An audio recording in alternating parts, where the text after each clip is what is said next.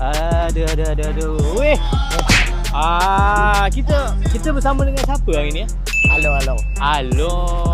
Alo ni bahagian gapo ni? Dia SBM ni. Omen. Omen dah ni nak tanya ni.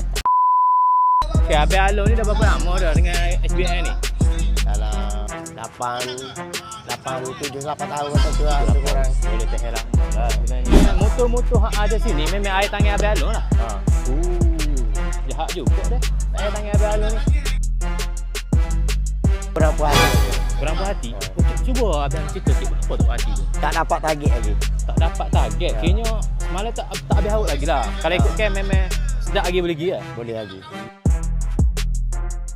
Apa plan Abang Alo ni untuk capai target tu?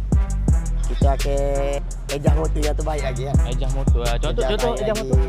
Jadi ke enjin, poket. Boleh tahan lah. Boleh tahan. Kalau siapa-siapa nak cuba, boleh cuba. Boleh try. Boleh try, boleh lah. Mari nusuk ilmu dengan Abang Alo ni. Jangan. Kita bukan sipu kan? Bukan sipu. Okeylah Abang, terima kasih ya. Untuk hari ni apa-apa pun semua jangan lupa nantikan next event kita bersama dengan SBM lagi. Dash on makin panas makin lancar.